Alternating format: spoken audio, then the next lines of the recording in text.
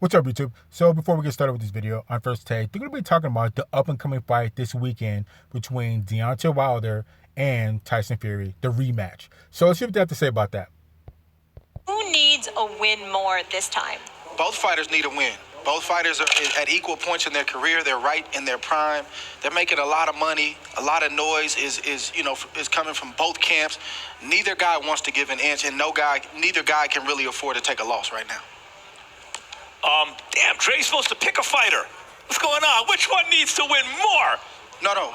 This is a 50-50 fight, right? Like we said this throughout this whole promotion, right? These guys are too... And they both need to win. These guys are too close on paper, and of course what we saw in the first fight. You can't emphatically pick a winner in this fight. Who do you think? So I think I could run with that. It is probably 50-50, although each fighter does have their issues that they need to improve upon and things, talking points that you can talk about why one fighter needs to win more than the other. But those aren't strong enough to say that, that they're not 50-50. So I think I can run with them saying that both guys evenly need this win. So let's continue. But I will talk about who needs to win more. You're right, it's 50-50. You could argue either way. You could argue that it's Deontay because he's 34. People don't know that. Wilder's 3 years older than Tyson Fury. But in fact... Got low miles. Right. In fact, late. It's Tyson Fury. Tyson Fury needs this win more. Tyson Fury's resume is excellent on the top, but it's a thin resume. He's really made his bones against Vladimir Klitschko in a terrible fight, but a huge win. No one had beaten Klitschko, the heavyweight champ, in 10 years, and he was the undisputed heavyweight champion of the world. Tyson Fury did it in his backyard. And then Tyson Fury beat Deontay Wilder, but got robbed. He got a draw in a fight. Once he rose from the knockdown, he should have won. So I agree with that too. I do think that Tyson Fury did win the first fight between him and Deontay Wilder. Because I think he outboxed him for about 10 rounds. Now, granted that Deontay Wilder did get those 2 knockdowns, which I don't know if that, overrides getting beat up for 10 rounds or being beat for 10 rounds. But I understand why the referees did it, because both fighters came in and did what we knew that they were going to do or capable of doing. Deontay Wilder has that one-hitter quitter, and Tyson Fury is just a good technical fighter that's just going to pick you apart throughout the fight. And I think that's what Tyson Fury did. But at the same time, you could say the same thing about Deontay Wilder. He hasn't necessarily fought anybody either. I think one of his biggest fights was against Ruiz, and he beat him twice. And that's one of the best fighters I could say that Deontay Wilder's fought against, other than Tyson Fury. But you can say the same thing about Tyson Fury. The biggest fight that he's had was against Klitschko. So that's what I'm saying. Both of these guys are pretty much neck and neck. So it's going to be a good fight regardless of whoever wins. It's going to be a great fight, and I'm pretty sure there's going to be a third fight. So let's continue. Tyson Fury's not a puncher. Tyson Fury's had a substance abuse issue. Because he's not a puncher, as Andre says, it's not like no one's taking big chances against Deontay Wilder, right? But Tyson Fury's fights go more rounds. Even as elusive as he is, he's going to get hit more because of that, because people are willing to take chances more. That includes in sparring and stuff like that. He has been dropped by Deontay Wilder and SS Cunningham. He's had to come up off the deck, and because he's not American, as big as he talks and as fun as he is and as excellent as he is, I don't think he has the same kind of built-in large market that Deontay has if he wins. So I'm glad you said that, because I'm kind of thinking, if you guys saw the whole spectacle yesterday between Deontay Wilder and Tyson Fury, where they were talking trash to each other on the stage, and they were kind of pushing each other, and I guess fake fighting or yelling, having an argument. I mean, that seems so scripted that it looked kind of cringeworthy, actually. You can tell both of these guys are really friends. That's why I'm starting to think, are they having trouble selling this fight? Because to have those guys go at each other like that, and it seems so scripted and fake, that, are they really trying to make a last push to make people really want to buy this fight? So that's kind of worrisome when I saw it. That's the first thing I thought. I was like, these guys don't hate each other like that. These guys are both class acts. They both respect each other. Obviously, they don't want to fight each other and beat the crap out of each other. But at the same time, this isn't too much in their character with fighting with each other on stage like that. That's what I'm thinking. Are they having trouble selling this fight? But that could be for another video. So let's continue.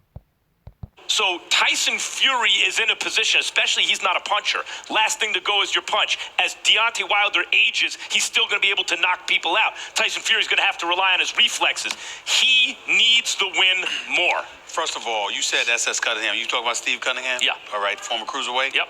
Okay, all right. That was in 2013. That's 7 years ago, I think Tyson Fury was dropped, if I remember correctly. Yeah, you don't remember that, Stephen A. Someone just told you that. But anyways, though, so I think the thing is for Tyson Fury to win this fight, he's going to have to stay smart, be patient, and just slowly pick apart Deontay Wilder and stay away from that powerbomb, obviously. But he needs to fight the smart fight. Don't try to be flashy. Don't try and brawl with the guy. Don't try to give the crowd a good show. Just outbox Deontay Wilder, stay away from him, and win the rounds so you can win the fight. On the other hand, for Deontay Wilder, everybody knows Deontay Wilder is a one-trick pony. He's got that powerbomb. He's looking for that knockout. I just hope, and I was thinking, if I was training him, I'd try and throw something else into his arsenal to throw off Tyson Fury, because everybody knows he's got that powerbomb. He's a one-hitter quitter. I would try and incorporate something else into the game plan that Tyson Fury won't be ready for, because everybody knows he's watching film on all Deontay Wilder's fights. So I would sprinkle in something new that Tyson Fury wouldn't be ready for to throw him off and then hit him with that right hand. Something, I don't know what it'd be, but just something I would come up with. So, I don't know, let's continue. Doesn't matter. I didn't think that he could have easily won the decision against Wilder, but I thought getting dropped twice in that fight, That did it. I didn't have a problem with the draw at all. I didn't view it that way. I'm not saying that he couldn't have won the decision, but I understood why they labeled it a draw, because we were all shocked he even got up that second time around. I say that Wilder needs this fight more. Here's why. Tyson Fury's got a whole bunch of excuses lined up. You've been with the WWE. You look out of shape half the time. You're from the UK. You're a boxer, not a puncher. You've got all of these built-in excuses that going up against a knockout artist, 95% knockout percentage, 95.3 to be exact, the largest knockout percentage in the history of the heavyweight division. All I'm saying to you is this. If you're Tyson Fury, there's a whole bunch of reasons, plausible and otherwise, why you would lose this fight. You're Deontay Wilder, okay? You lose this fight, particularly, and I should say this, I emphasize this. It's not about losing. It's how you lose. Like if Deontay Wilder got outboxed and lost a decision because he couldn't catch Tyson Fury, that would be, all right, another next time. But if he were to get knocked out by a non-puncher like Tyson Fury, I mean, if Tyson Fury showed up in that ring tomorrow night and knocked Deontay Wilder out, which, by the way, ain't happening in my estimation. It ain't happening, okay? I see Deontay Wilder.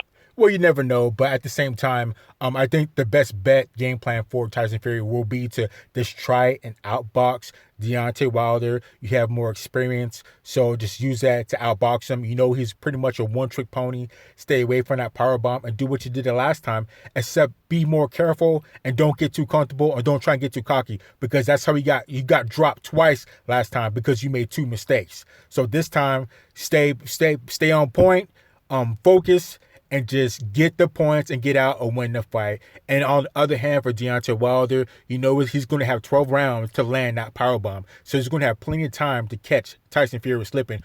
But like I said, I hope that Deontay Wilder mixes in something new into his arsenal so he'll be able to throw off Tyson Fury while having him still have to worry about that powerbomb and have to worry about some other aspect of Deontay Wilder's game. So, I don't know. Let's continue. Okay, knocking him out. But if he knocked out Deontay Wilder, that would be so devastating to the career, the mystique of a Deontay Wilder, who in all fairness, I think he should be box office, but he's not necessarily box office. It helps that you fought Luis Ortiz. It helps that you fight Tyson Fury, but we've been clamoring for him to get the recognition that we believe he deserves, and fighting Fury is what getting it. Yeah, so he does. Deontay Wilder, like I said, I think his biggest fights are or were against Ruiz, even though he fought him twice and beat him twice. I think Ruiz hurt Deontay Wilder the most in the first time that they fought. And then, obviously, Tyson Fury, outboxed Deontay Wilder, but, Deontay Wilder dropped him twice. So that's what evened things up, even though, winning 2 rounds shouldn't override 10 rounds of being outboxed. But anyway, so let's continue. This is going to be a great fight, and I can't wait to see it. So let's continue.